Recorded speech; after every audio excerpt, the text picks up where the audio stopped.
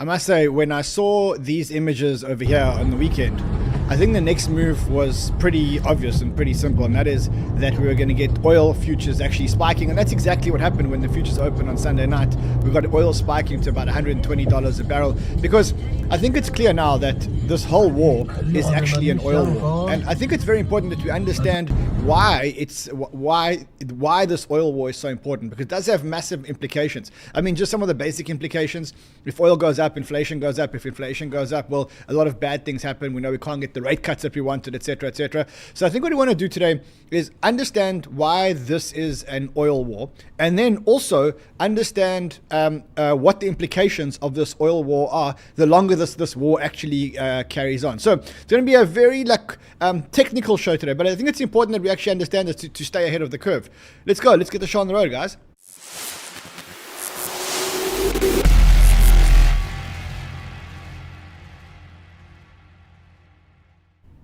Okay, I know a lot of people are confused about the time. So let me explain to you what's going on.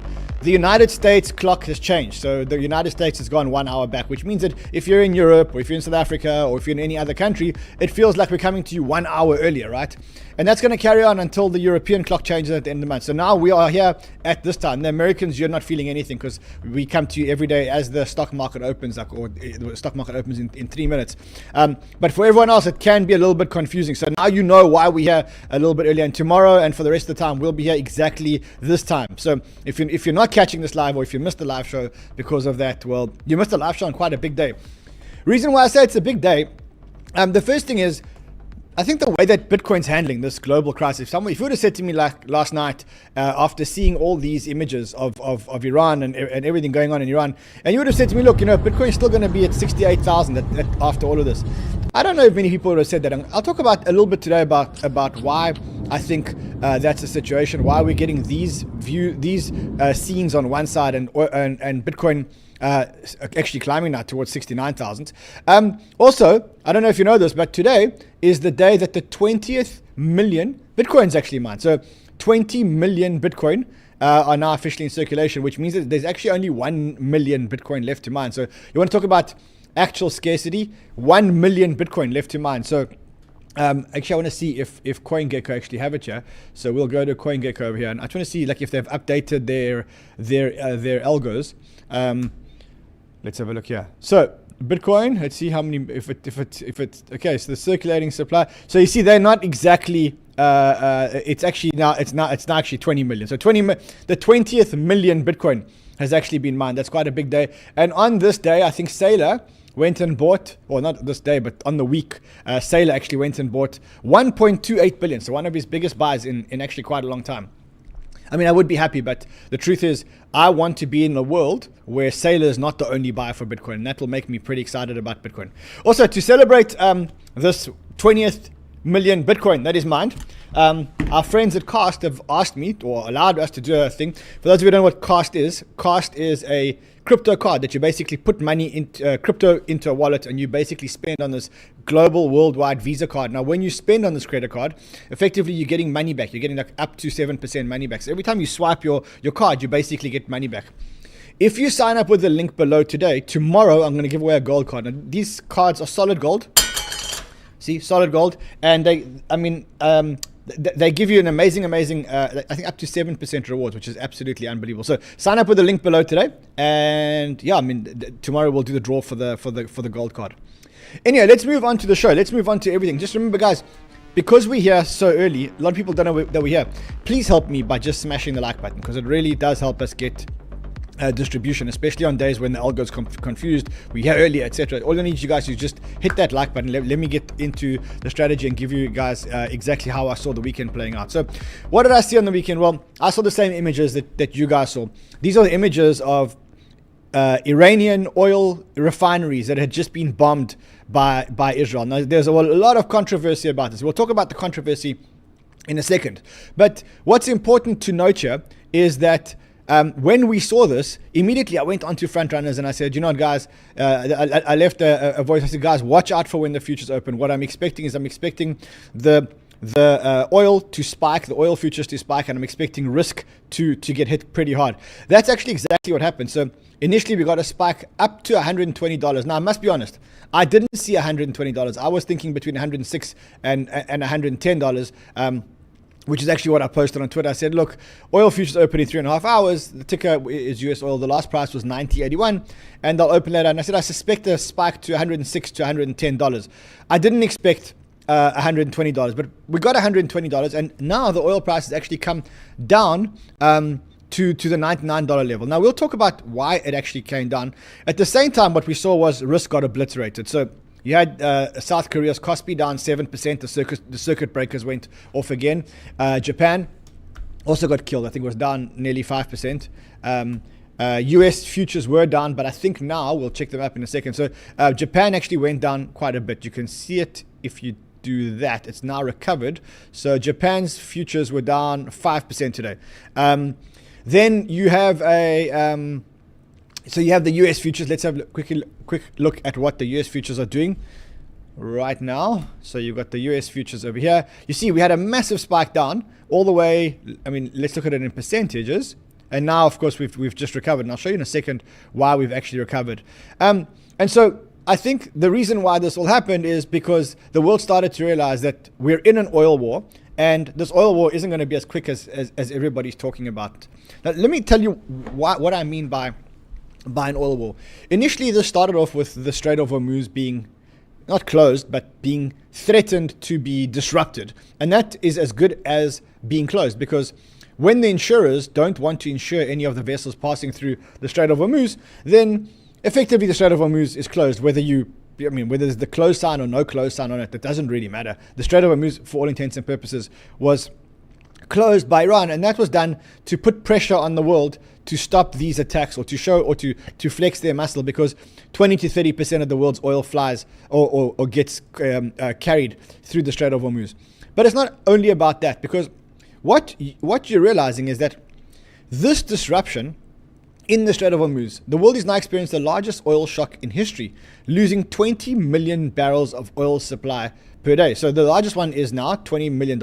In the Iranian Revolution in 1978, it was only 5.5 million barrels per day. And you can see in the Russia-Ukraine war, it was 2 million barrels per day. So you can see quite clearly that this is a massive oil war. And if that doesn't convince you, what you can see is that the Iranians are basically hitting oil targets, right? So whether it's in Bahrain, where they hit the 𝗲𝗏𝗏 oil facility, whether it is in Haifa, they actually hit the oil refinery, or they claim that they hit the oil refinery in Haifa. I'm not sure if that's real news or fake news.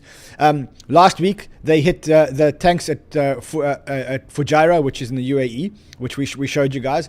And so you can kind of see that what's going on here is it's quite calculated, and it's definitely going after the oil.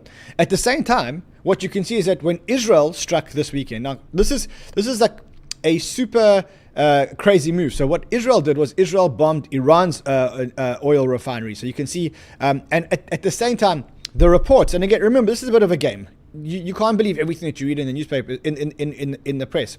But Mario says this is Iran. Israel apparently did not warn the US of the ferocity of their strikes on Iranian oil infrastructure. So the US kind of distancing itself from this, saying, look, the US is dismayed by the Israeli strikes on 30 oil depots on Saturday, sparking the first significant disagreement between allies. Now, how do I read this?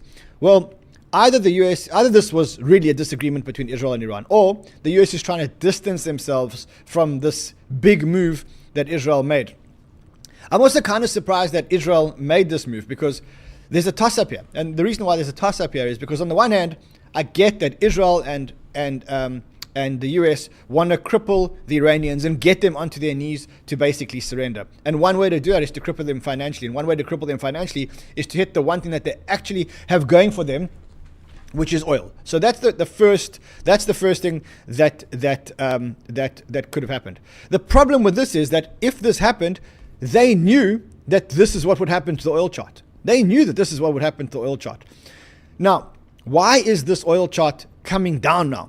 And the answer to that is pretty simple, right? The reason for that is because after the attack and after everything spiked, the G7 countries basically made an announcement. They said, They want to discuss the release of emergency oil reserves, right?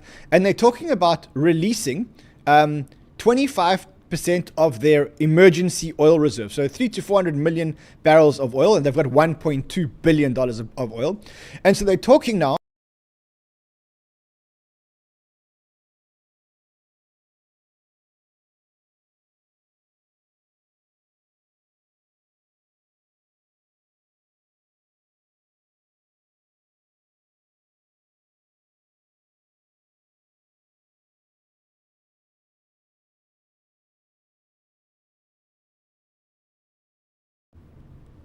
Okay, can you hear me, guys? Sorry. Yes. Black just pulled out. It's back. Okay, so you should be able to hear me now. Okay, sound is back. Sound is back. Sound shouldn't be muted anymore. So the G7, what the G7 basically did, they said, look, we've got these oil reserves. We have now back. Yes, good. Okay, so we will now release these oil reserves. We will release 25% of our big oil reserves, 1.2 billion oil reserves, and that is when the oil price actually started to correct themselves. So here's some more details if you want some more details. So it says the G7 countries are considering a joint release of oil from the reserves, potentially as much as 300 to 400 barrels, as the price skyrockets. Details include the agency. The release would be potentially coordinated by an international agency, blah, blah, blah. I think details are not important here.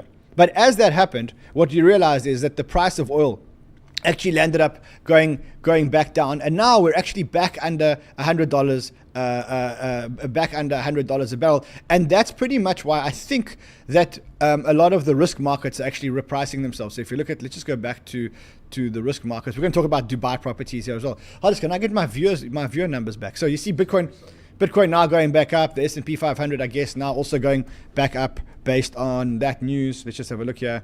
Okay, see, yeah, it's still actually 1% down. Still need my numbers. Yeah. All right, so this is definitely an oil war. And I think that when you're fighting an oil war, you've got to look at one line, which I spoke to you guys about last week, which is this US. Let's just go on to the daily. Hold on, let's just go US oil, which is US crude oil. Here we go. So I made a video about the oil line, and I basically said that since we broke out on the oil line, from that point, the only source that you can effectively trust is the oil line, because the rest is all really posturing, right? And that's exactly what's going on here. Like, for one, Trump is trying to convince us that this thing is going to be over pretty quickly. He said it multiple times. He said it on Air Force One, and he also said it on True Social. Just listen to what he said. What about the Strait of Hormuz? There's no traffic really going through. Well, that's, the ship's choices, but we haven't cleaned out. We've wiped out their Navy.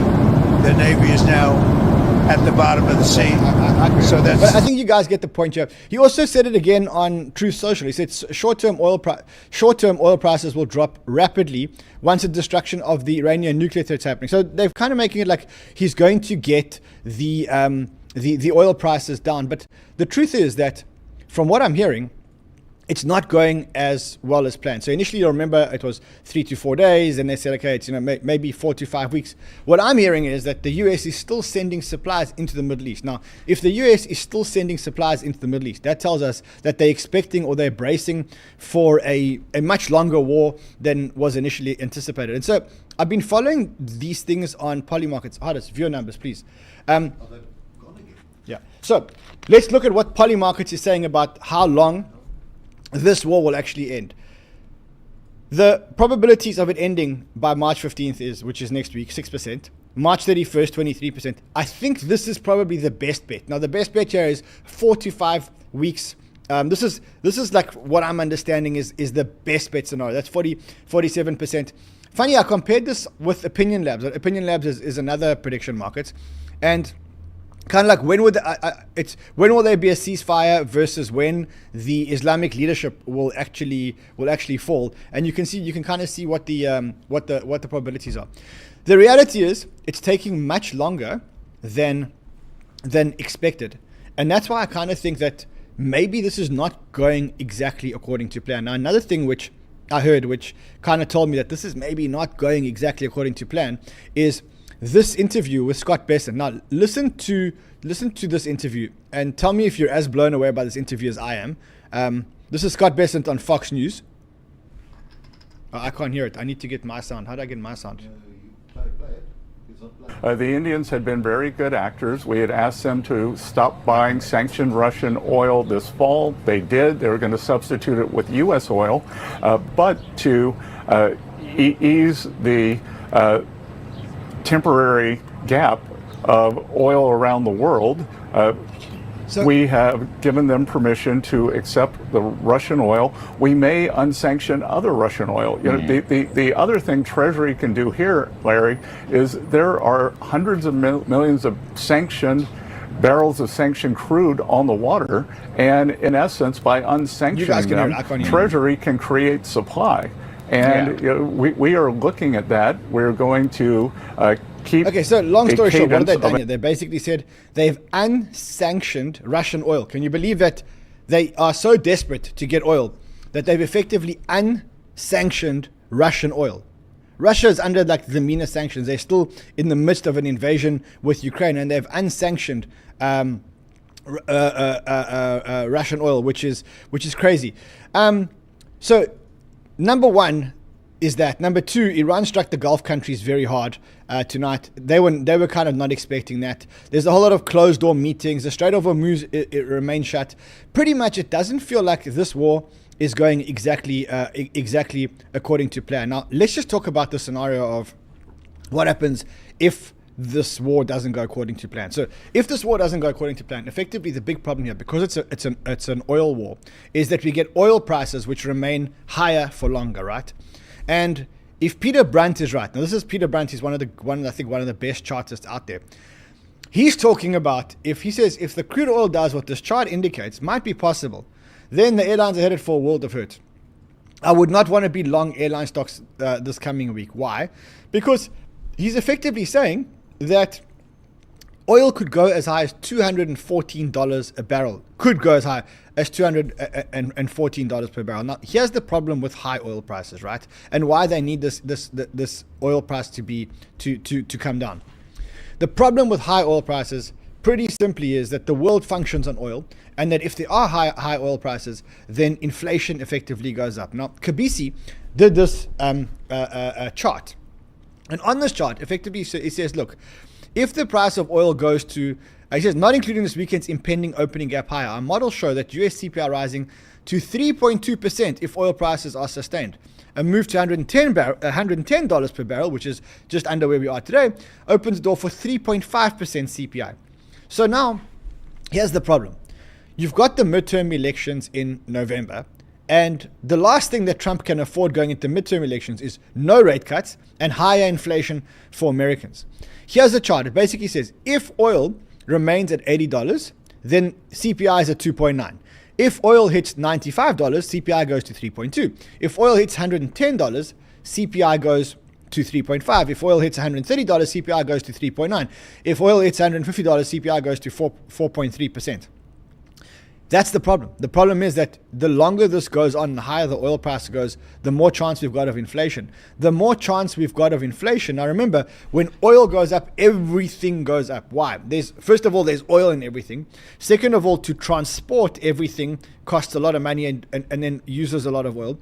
Then the problem is that when the oil price goes up, all the commodity prices also go up. The shipping prices go up because remember, half the shipping lines in the world are closed. I don't know if you guys have tried to buy an air ticket recently, but it's a crazy experience. I've seen flights that usually cost $1,000 return cost $15,000, $15,000 and even $20,000 return because the Gulf countries are closed. The price of oil is going up. There's a whole lot less flights. So the problem with this is that it's causing a lot of inflation. So energy becomes more expensive. Transport becomes more expensive, shipping fees rises, etc., and that drives up the price of oil. Now, here's what happens when the price of oil goes up. So, first the price of oil goes up. Once the price of oil goes up, that takes up short-term inflation. Okay, so what happens? I want to buy this bottle. I want to buy this water. I want to buy this bottle. Problem is that the plastic's getting more expensive. The transport is getting more expensive. And effectively, that drives up inflation. That inflation number increase you'll probably see in 2 to 3 months. So we're in March, April, May, June. In June, you start seeing the inflation price increase, because remember, it's got to go through the entire supply chain. In June, you start seeing the inflation price increase, which means that you can't start cutting interest rates, because all of a sudden you've got this elevated inflation, right? What happens then is you get this elevated inflation in the short term, but then because things become so expensive, then people stop buying things. And when people stop buying things, that actually brings the world into a recession. So initially, Peter Schiff is actually wrong. He says soaring oil prices won't cause higher inflation; they will cause a recession. It's the fiscal and monetary policies that will follow soaring oil prices that will cause higher inflation. He's right in the long term. In the short term, he's wrong. In the short term, our consumption behavior aren't going to change. And we need to remember, what is inflation? Inflation isn't how much of something people are buying. It is, they take the price of this water bottle, they take the price today, they take the price in a month, whatever it's gone up, that's inflation, right? And they do that for like a basket of goods. Now, all of a sudden, you've got this bottle going up in price because the price of oil has actually gone up. And then all of a sudden, in the short term, there's inflation. Problem is, this is a midterm year. So you can't go into the midterms with increasing inflation and no interest rate hikes, which is why this is becoming so scary. And Trump's trying to reassure us that everything's going to be fine. And what did he say on True Social? He said, let me just get that quote again. He said, short-term oil prices, which will drop rapidly when the destruction of the Iranian nuclear threat is over, is a very small price to pay for the world to the USA, and basically for world peace. So he's gone from this will be over very quickly to, look, short-term oil prices will go up. I think that Trump's shitting in his pants. I think that Trump's he's basically in a little bit over his head here. He didn't expect this to be so long and so bad. And now they need to start worrying about the actual implications on oil. Now, the interesting thing is that if you look at all oil crises, okay, 6 out of 6 times that this happens, that oil's gone above $100, within 6 months, oil crashed back within 12 months, CPI was lower 12 months later, and oil never sustained $110 past 6 months, which basically says that all of these things are basically short-term things. So this war will be over. Whether you look at the Arab Spring, the Iranian tensions, whether you look at Russia, Ukraine, ultimately you get a spike in the beginning when things are running, and then you basically get everything starting to come down. So how do we conclude this? We basically say, look, they need to get to a resolution pretty quickly, and they should get to a resolution pretty quickly. And the reason why they should get to a resolution pretty quickly is because no one can afford this inflation right now except Iran. Iran is the only country that right now can afford this inflation. Japan, funny enough, Japan has, I wonder if I've actually got this tweet for you, but Japan has basically got an oil reserve which they haven't tapped into since 1978, and now they're tapping into this oil reserve to make sure, because they're very reliant on oil. So no one can afford for this to continue for very long, which is why I think that probably by the end, if I was betting on poly markets, I'd probably take this bet over here, that by April 30th, this thing will be, will actually be over. I do think, though, that there will be a lot of opportunities. So I think some of the opportunities are already presenting themselves. I think the one thing that we have here is we have Bitcoin holding very, very well, which now back above 69,000. It's just funny. I said my trades are long oil, short 𝗖𝗏, and long Bitcoin. And actually all 3 trades have basically hit. So really on a very good spree here. I do believe, though, that there will be quite a bit of volatility here now. Let me show you what I mean, right? If you take the S&P from top to bottom, we haven't really moved down a lot. Like, that's the top, and you go to the bottom, that's a 6% move in the S&P. If I do the same thing around the NASDAQ, and I take the top to the bottom here, then you're talking about probably 8 or 9% down. 8% down, right? So I do believe that the markets are correcting. Now, every midterm year we get a correction. How deep are these corrections? Usually these corrections in the S&P are between 10 and 15%. Maybe, I think this one was quite a bit worse. This is 2021. This one was about 30% or 37%. But those are quite few and far between, right? We've already corrected 10%. I do think the market will bring us some more opportunity, right? And I'm starting to look for this opportunity. Like one of the things that I've started to look at here is actually Dubai property. So everyone's like, oh, everyone's going to flee Dubai because Dubai is no longer the safe haven. Guys, Dubai is not closing down. If anything, I think the way in which the Emirates has actually handled this has been absolutely amazing. And so I'm watching like the developers in Dubai. So this is the Dubai developers, and you can see this is one of the developers. This one's about 22% down. The biggest developer, which is 𝗲𝗏, I mean, they're hardly down. They've gone from 17.25 all the way down. Then you've got Elder Properties, okay, and then you've got this one, the Dubai, the UAE index futures. Why does it look so? Let's quickly just change it into hold on a second. Oh man, let's see if we can get that better. Okay, I wanted to show it to you, but it's quite difficult for you guys to see. But what you can see is that if you look at where this ETF is about 16 or 17% down, which is, listen, if you wanted an opportunity to get into Dubai, you're now back at July prices, right? You're back at July prices. Now, to me, that's not a big enough correction. I'm waiting for a little bit more of a correction because I think there'll still be a lot of tensions in this war. So what's the strategy? So right now, my strategy is I'm long oil. I'm short risk. I'm short 𝗏𝗏𝗏. I'm short risk. I am looking for opportunities in things that I've really wanted to buy. One of the examples that I've really wanted to buy is, as I say, Dubai real estate. I'm not going to go and buy any apartments in Dubai to actually manage because I don't live there. So for me, the best is to buy the developers and to actually buy the indices, and that's one of the opportunities out there. Let's have a look here. Let's see what else is basically going on here. I'm getting a message here from the boys here. Okay, so I mean, yeah, they're saying if you want to trade on Bybit, you can trade on Bybit over here. And if you do, you can get $1,000 position on oil. You can actually trade oil on Bybit. That's where I took my oil trade. So I took my oil trade. You can take it on Bybit. You can also take it on Hyperliquid. I took mine on Bybit. You can claim it. You can get the $1,000 free oil position. There's a video here that shows you exactly how to claim it. So if you need to, remember, if you want to take that CAS card and stand a chance to win that gold card, that is over here. Also, guys, remember, tomorrow it's the same time. It's the same time tomorrow because the clock has changed in the US, but the clock hasn't changed in Europe. So Europeans, we are 1 hour earlier for you. South Africans, we are 1 hour early. Nigerians, we are 1 hour earlier for you. Australians, anyway, you're asleep, or you should be asleep. Are there any Australians in the chat? There was an Australian. The guys up late.